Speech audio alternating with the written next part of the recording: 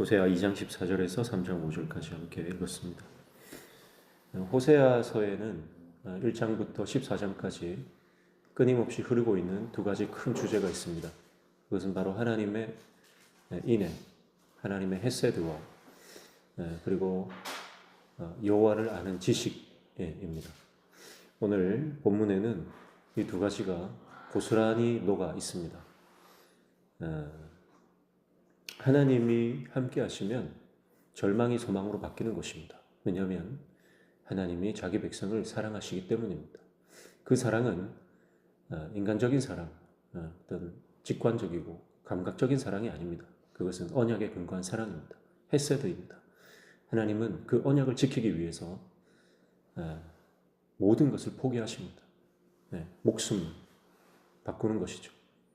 십자가, 그 십자가의 희생, 십자가의 헌신으로 우리를 구속하시는 것입니다. 언약의 하나님이시기 때문에 반드시 언약을 지키십니다.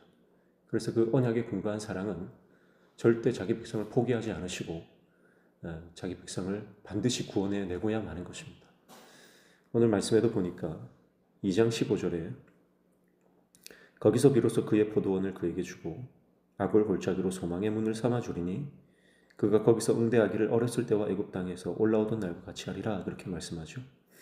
악을 골짜기가 소망의 문이 된다는 것입니다. 우리의 인생이 절망과 낙심과 고난, 역경으로 둘러싸여 있다 할지라도 하나님은 그 악을 골짜기를 소망의 문으로 바꿔주시는 분입니다. 하나님의 인자와 자비, 하나님의 헤세드가 그렇게 일을 하시는 것입니다. 또 19절에 보면 내가 내게 장가들어 영원히 살되 공의와 정의와 은총과 긍휼이 여김으로 내게 장가들며 진실함으로 20절 진실함으로 내게 장가들리니 내가 여호와를 알리라 그랬습니다. 여호와를 아는 지식에 대해서 말씀하고 있죠. 여러분, 우리가 하나님을 알아야 합니다. 하나님이 누구신지를 알아야 하는데 그 하나님에 대한 지식은 하나님에 대한 그 관념적 지식이 아니라 실제적인 지식, 그리고 관계적인 지식입니다. 그래서 하나님을 이론으로 아는 것이 아니라 하나님과 동행함으로, 남편과 아내가 결혼하여 함께 살면서 알아가지 않습니까? 결혼하기 전에는 모든 것을 알 수가 없습니다. 결혼하고 나면 비로소 보이지 않던 부분과 모든 것을 하나씩 알아가게 되죠. 하나님을 아는 지식이란 그런 것입니다. 신랑과 신부가 함께하며 그의 성품을 알아가듯이 하나님과 동행하며 하나님이 하나님 되시고 그 하나님의 그 백성 되어 살아가는 그 동행하는 걸음 가운데 예수 그리스도를 신랑으로 맞이하고 그의 온전한 거룩한 신부가 되어 그분과 동행할 때 우리는 하나님의 성품을 알아가고 그분의 속성을 알아가게 되는 것이죠. 그래서 공의와 정의와 은총과 긍휼이 여김으로 장가되신 그 하나님의 사랑을 우리는 알아가게 되는 것입니다. 그래서 호세아는 6장에 가서 그 여호와를 힘써 알자, 그렇게 선포하고 명령하고 호소하는 것이죠. 여러분, 오늘 하나님의 사랑으로 우리가 새롭게 회복되고 또 그 사랑 안에서 주님을 깊이 알아가는 저와 여러분 되시기를 주님의 이름으로 축복합니다. 14절에 다시 돌아가서 보시면 그러므로 보라 내가 그를 타일러 거친 들로 데리고 가서 말로 위로하고, 그렇게 시작을 하는데, 여러분, 하나님은 우리를 위로하시는 분이거든요. 하나님은 우리를 위로하십니다. 지난 21일 동안 우리가 다니엘 기도회를 하면서 사실 3주 동안 매일 저녁을 일상을 포기하고 기도의 자리로 나아간다는 것은 쉬운 일이 아니잖아요. 육신적으로 저도 밤에는 기도회 하고 또 새벽에 나오려고 하는 것이 육체적으로는 힘든 일입니다. 그러나 은혜의 자리에 있을 때 하나님께서 위로해 주시는 것을 경험하는 것,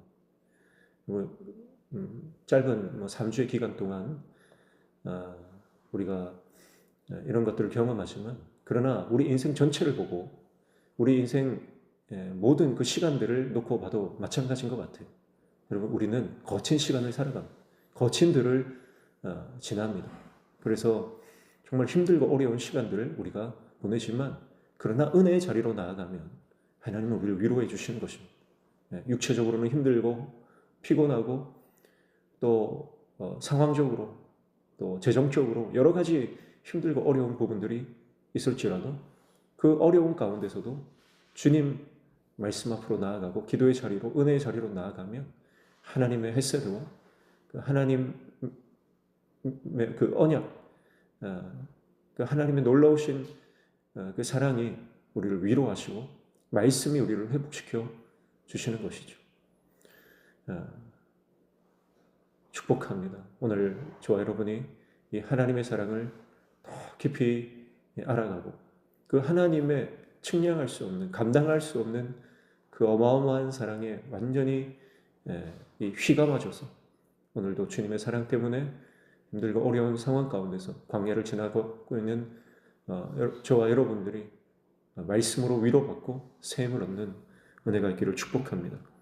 하나님의 이 놀라운 사랑이, 하나님의 이 헤세드가 들어온 사람은요, 다른 사람을 정죄하고 판단하지 않죠.